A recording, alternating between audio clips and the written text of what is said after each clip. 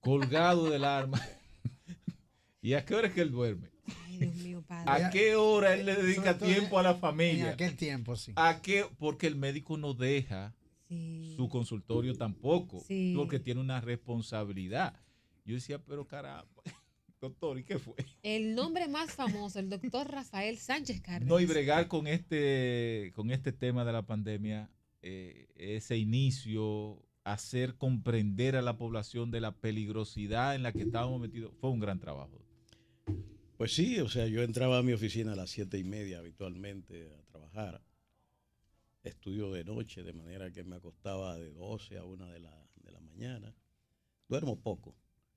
Entonces era un hábito ya de mucho tiempo en ese sentido. Fue un momento espectacular, único en la historia. O sea, esta pandemia está en curso todavía, no sabemos hasta dónde va a conducir, sobre todo cuando estamos viendo las informaciones internacionales preocupantes que se sirven a nivel internacional, como es el caso de la India, con 346.000 casos positivos en un día. Lógicamente estamos hablando de una sociedad de 1.400 millones de habitantes. Pero como que eres mucho. Pero eso es un indicador que sobrepasó a Estados Unidos, que es el país que ha tenido los indicadores más altos, y que en enero tuvo 300.000 en un solo día. A mí me gustaría saber,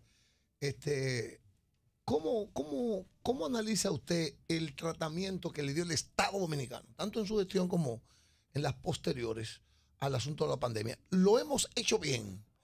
¿O ahora que hay una situación internacional, como usted lo acaba de decir, hay que mejorar algunas cosas?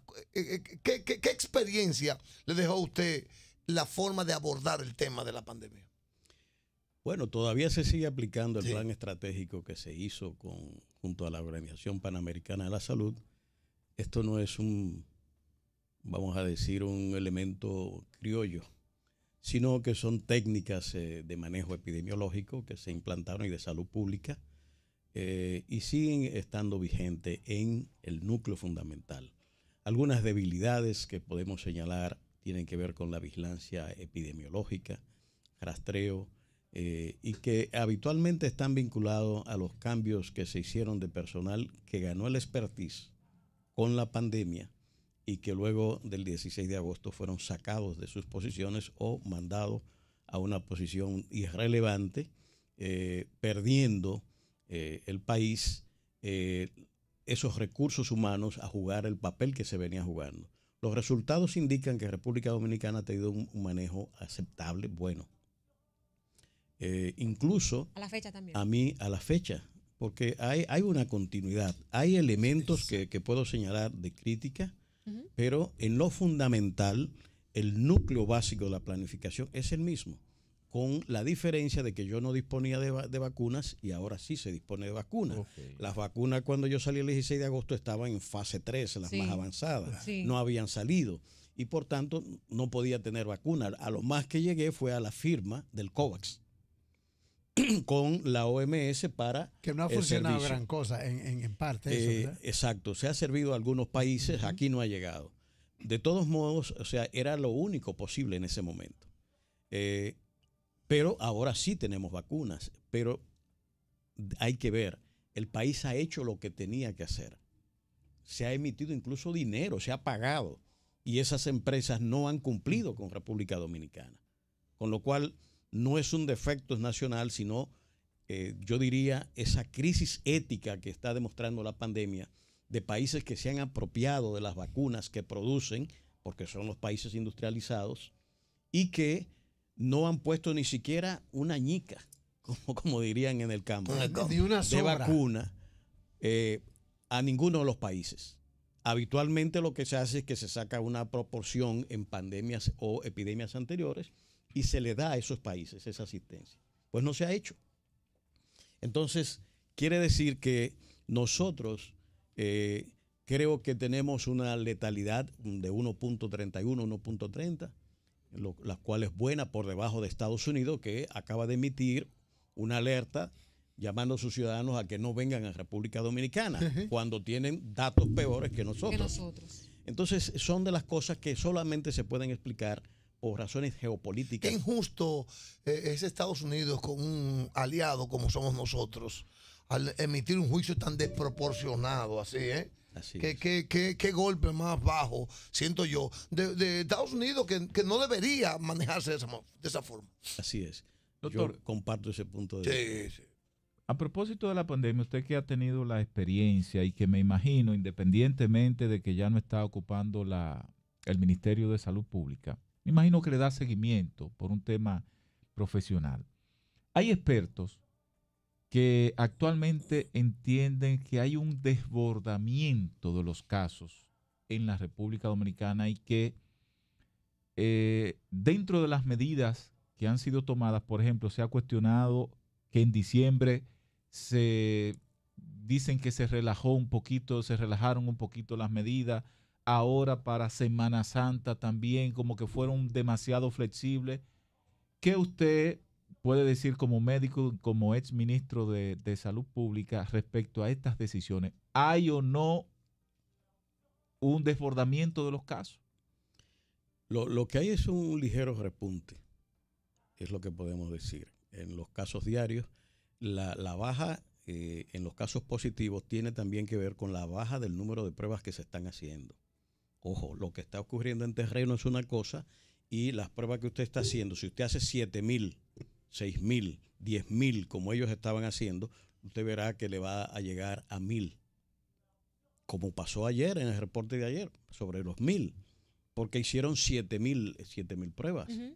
Entonces, el número de pruebas tiene que ver con esos números diarios. En noviembre, diciembre, yo creo que se bajaron los datos. Número uno, el número de muertos, no creo hasta el día de hoy que fueran 78 en noviembre ni 83 en diciembre. Y el 17 de enero, cuando yo hice la denuncia de que no se estaban reportando los muertos, inmediatamente empezaron a aparecer. Era 0 o 1 lo que estaban reportando. Y a partir de ahí empiezan a aparecer 20, 25 y de 78 casos empezaron a subir y terminaron en 200, cerca de 290, que sin lugar a dudas fue mucho mayor. Teniendo el pico más alto de la pandemia fue en enero, con 1,400 casos diarios positivos. En julio, después de las elecciones que tuvimos, el pico más elevado durante mi gestión era de 1,200 casos diarios, la positividad. De manera que nos da a nosotros una idea de cómo repuntó el virus en enero. Y el número de fallecidos, pues, evidentemente, de que ahí hubo un problema en el reporte público de los muertos, porque al Sistema Nacional de Vigilancia llegan los muertos. Sí. Ahora, sí, ahí hay que clasificar, porque eso es vamos a decir, un tanque en que usted va recibiendo los reportes y tiene que clasificar. Este murió por materno infantil, este por COVID, este murió por infarto, etcétera. Sí. Doctor, yo quiero que mis compañeros me permitan salir del tema. Si alguien quiere volver al tema del COVID, cuando pueda. Pero yo quiero aprovechar este momento porque me parece, doctor, que ha llegado la hora sagrada de hacer reforma al sistema de salud. Me parece que llegó el momento. Y llegó el momento cuando, por ejemplo, escucho lo que se le paga a los médicos por seguro. El seguro, los 3 cheles que le pagan a los médicos. Eso está causando una gran preocupación en el sector médico.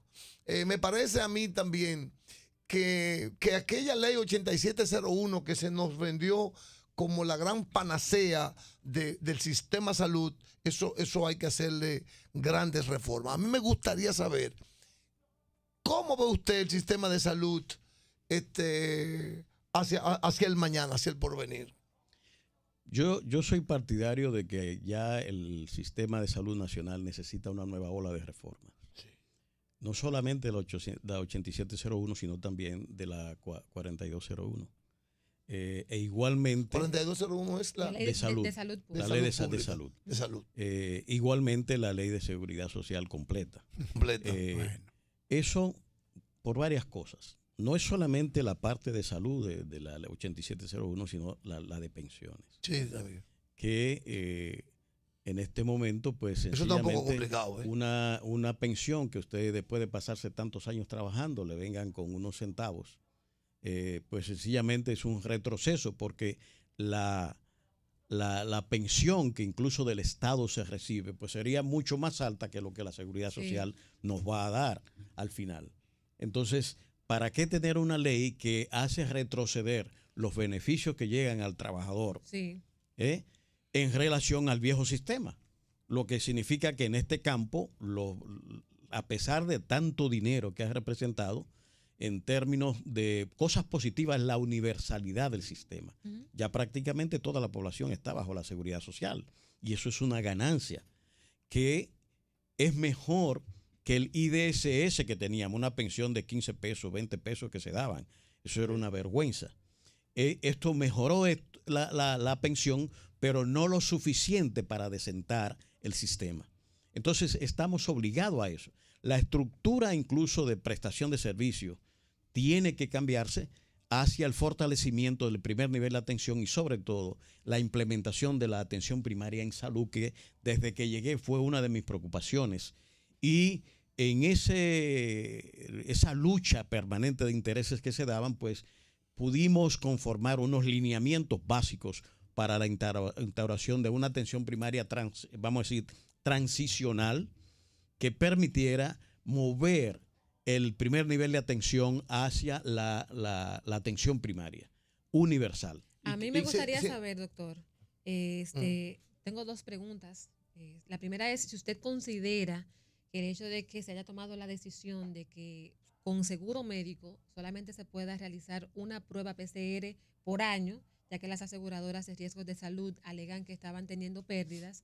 Si usted cree que esto pudiera incidir en las estadísticas de contagios de COVID-19, la gente va a pagar su dinero para saber, o sea, por ahí, por ese lado. Y segunda pregunta, a su salida del Ministerio de Salud Pública, de inmediato comenzaron unos escándalos. Primero que en la parte de nómina que se había que pagar para obtener puestos de trabajo, luego renuncia creo que el director de gabinete, luego entonces destituyen al ministro de Salud Pública y la gente comenzó a especular que qué es lo que pasó, Dios mío, pero qué es lo que se hablaba de mafia, de corrupción, pero desde el gobierno hubo silencio. Entonces, usted que estuvo ahí dirigiendo la cartera, quisiéramos tener su opinión al respecto. ¿Qué piensa el doctor Rafael Sánchez Cárdenas que está pasando o que pasó en salud pública? Bueno, yo hablo de la parte que me tocó a mí administrar y hoy he dado la garantía a la opinión pública de que ni fui a hacer negocio y que hice lo mejor que pude para limpiar de una serie de enquistamientos dentro del ministerio y del sistema que facilitaban esas corrupciones que se daban. Es verdad lo que, y ahí un paréntesis, lo que una vez me reveló doña Altagracia, que la mafia que había en salud pública era lo que impedía el desarrollo de la salud en este país. Es uno de los factores, pero no es único, porque si usted no tiene primer nivel, no tiene que ver con corrupción, es una decisión política o técnica que hay que tomar. Y eso va a mejorar, impactar la estructura del sistema. La corrupción, y yo siempre digo ahora que estamos en esta ola de persecución de la corrupción, que se ha tratado de magnificar el efecto de la corrupción sobre el desarrollo nacional. Nosotros no tenemos desarrollo por unos atrasos estructurales de desarrollo capitalista. No es por corrupción, como ahora se quiere decir, porque ese es el nuevo comunismo. Había corrupción antes, cuando el macartismo y todo eso. La corrupción siempre ha estado en los estados. Pero el desarrollo tiene que ver con vínculos internacionales, con desarrollo de productivo, de fuerzas productivas nacionales, que no necesariamente los alcances de la corrupción son los que le explican. Es como si usted me dijera que la corrupción es lo que ha retrasado la aplicación del desarrollo del primer nivel de atención. Ajá. Y la ley no contempla la atención primaria de salud. Decisión política. Es una decisión política. Doctor. Ahora, que la corrupción es que la está mediando, no, es la decisión política. Pero el doctor le ha contestado a Patricia. Entonces, con relación a eso, yo me quedé esperando las informaciones sobre esas ventas de empleo que se hacían y cosas de corrupción. Bueno, eso se ha quedado ahí. Sé que se pusieron a escarbar y buscar y cosas por el estilo. Incluso tengo la información de que la propia Contraloría hizo una suerte de auditoría en el ministerio y que los problemas se sabe que estaban en la gestión no de este ministro, sino del anterior. Es la información que yo tengo. Entonces, yo pienso que simplemente lo que hay que hacer es transparente la información, llevar y hacer todas las investigaciones que tengan que llevarse a cabo y darla a conocer. Y los que tengan responsabilidad, pues entonces que sean sometidos a la justicia. Las pruebas PCR, doctor, ¿incidirán? Sobre las pruebas, esto es una decisión. Primero, las ARS no son quienes pagaban. Eso se pagó con fondos de Lidopril. Eso fue con fondos. Todas esas pruebas que se estuvieron haciendo hasta esta resolución, la pagaba con fondos de Lidopril. Las ARS no pueden alegar estar perdiendo nada, porque no estaban pagando nada en ese sentido. Eso eran fondos especializados que se usaron para pagar todas las PCR que se hicieron. Es verdad que mucha gente se hizo 5, 6, 7 pruebas porque decía, yo creo que iba y se hacía una prueba y salía gratis. Lo único que tenía que buscar era una receta médica. Y con ello se hacía una indicación. Sí. Entonces, eso es lo que había que corregir. Los fondos del Lidopril se agotaron, por tanto hay que buscar una nueva forma de financiamiento de las PCR o las otras pruebas que se puedan hacer. Yo creo que eso lo que hay que hacer que pase a ser financiado por las ARS. Ese es mi punto de vista de que para eso están y estamos en COVID, pues entonces hay que financiar eso. Lo que no puede pasar es que los ciudadanos necesiten una prueba y no tengan forma, aún estando dentro de la seguridad social, de hacérsela. Si la India tuvo 50% y se está ahora mismo discutiendo, como si el 50% de la población fue afectada en Delhi, por ejemplo, y esté en esa ola de nuevo, gente que sufrió el COVID que está repitiendo, entonces no le vamos a hacer PCR, bajo ese predicamento, de que es una por año. Y es que las ARS no pueden aportar nada. Precisamente eso va a la 8701 que señalábamos anteriormente, en la reforma del esquema de la seguridad social. Es ahí donde está la cosa, porque la negación de servicio se da muchas veces de manera sutil. Es decir, usted va a buscar un servicio, llega a un counter de una clínica o hospital y le dice, usted tiene que ir a la tal calle donde están las oficinas para que le den una carta y entonces luego usted viene para acá. Imagínese usted una gente pobre que tiene que pagarse todo eso. Eso es dilación a quien está buscando una prestación, gasto y luego ver si es posible la obtención de eso. El mayor problema para medir la eficiencia de un sistema de salud es el gasto de bolsillo. Sí. Es decir, ¿cuál? De bolsillo. Sí, ¿cuánto cuesta? Es decir, ¿cuál es el gasto de bolsillo que tiene en esa población que ya tiene el 100% de cobertura de la seguridad social y de cada 100 pesos, antes de la pandemia, el 44% salía de los bolsillos del ciudadano? Es demasiado. De manera que lo más probable es que con la pandemia, que ha llevado a pérdida de empleo, reducción de ingresos, y ahora con PCR, que también tiene que pagarlo de su bolsillo, el gasto de bolsillo va a aumentar, lo cual es un mensaje aterrador desde mi punto de vista de trasladar a la población estos costos, pagando tanto dinero en la seguridad social, financiando el Estado tanto dinero para financiar la salud y sin embargo estamos dejando aumentar el gasto de bolsillo. Podemos hacer todos los cuentos, pero si el gasto de bolsillo es alto, significa que ese es el ciudadano el que está sacando para financiar el costo de la... afectará finalmente. La gente no va a ir no acudirá a hacerse las pruebas. Bueno, tiene que ir, porque el otro elemento es el siguiente. ¿Y cómo vamos a hacer vigilancia epidemiológica sin PCR? O que te la exigen en los trabajos en muchísimos lugares. Pero es que usted tiene un sospechoso acá, los epidemiólogos de campo y cosas, y lo determina, venga, tiene que hacer un PCR. Sí, obligado. El ministro ha aclarado de que en los hospitales se va a hacer. Hay que ver si todas las capacidades no están en todas las poblaciones. Aquí los equipos de medicina de laboratorio molecular no están disponibles en todas las provincias.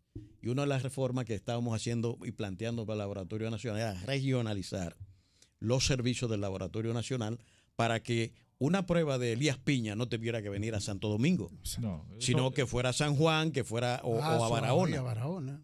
¿Entiendes? Y Pedernales a Barahona, y eso es fácil de enviar esas pruebas y luego remitir con la tecnología de hoy unos resultados, se envían a Pedernales por internet y no tenemos que solamente la muestra física es lo que hay que llevar. Sí, doctor, mire, obviamente eso es lo de ahora, la actualidad, PCR, infecciones y esas cosas. Pero usted tocó algo, que usted hablaba de política en la aplicación de las leyes que tienen que ver con el sistema de salud. Y yo tengo una espinita que la quiero consultar con usted. Yo en una época fui usuario del IDSS y yo estaba muy conforme con el IDSS. El IDS tenía policlínica, te daba todos los servicios, odontología, te cubría, que era prácticamente un sistema modelo. Y usted sabe que es verdad lo que yo estoy diciendo. Se dejó caer y se inventó una reestructuración del sistema de salud que miren los resultados que tenemos en la actualidad. Una confusión, porque por más que se quiera decir que el sistema mejoró, que los hospitales, usted vio todo eso, ahora mismo se dice que hay un caos, que sigue lo mismo. Doctor, ¿por qué se dejó caer una estructura que simplemente con meterle reformas era prácticamente modelo y con una cobertura en todo el país? Aquí había hospitales de IDSS y servicios en todo el país prácticamente. Había una cobertura total, incluso de atención primaria. Y usted lo sabe mejor que yo, porque usted es el médico, yo no soy médico. Entonces, ¿por qué se inventó una reestructuración del sistema que a la postre los resultados, a mi entender, no son los más satisfactorios? Bueno, el IDSS fue en su momento, los mejores centros lo tenía porque tenía también los recursos humanos mejores. Los mejores del país. Eso es verdad. Mucha gente Era no sabe una eso, escuela. doctor, ¿eh? El IDSS era una estructura modelo en este país. Sí, era una escuela. El IDSS que llegó a formar cantidad de especialistas en este país, de los mejores con que cuenta la nación. Y ciertamente en su momento, en lo que desde su inicio, que estaba, es también que hay que reconocer, tenía los mejores médicos. Es decir, cuando usted iba de cirugía y decía que el doctor Goico era el jefe de cirugía en IDSS, estamos hablando de un maestro de la medicina. El doctor Rodríguez Lara, cirujano también, estamos hablando de otro maestro de la medicina. Y así sucesivamente. Hoy día usted va y tú dices, el doctor Bienvenido Peña es de los cirujanos que trabaja aquí en el IDSS hoy. Pero estamos hablando de los mejores. Todo eso, en la medida en que se deterioró la seguridad social, que era esa que teníamos en el país, pues lógicamente la calidad de los servicios, recursos humanos que se iban yendo los mejores y los relevos no eran los mejores. Doctor, yo le voy a fue interrumpir. afectando mucho. Y le voy a interrumpir y le voy a suplicar que se quede con nosotros, porque debemos obligatoriamente hacer la pausa comercial. Hasta aquí llega la transmisión de Digital 15 y hay muchos temas todavía que tratar con ese usted. hay que ampliarlo. Conversamos con el doctor Rafael Sánchez Cárdenas, exministro de Salud Pública, aquí en La Opción de la Mañana. Les pedimos que se queden en sintonía, que cuando regresemos seguimos por Independencia 93.3 FM y por supuesto la señal 3 de Aster. Cuando se habla de plan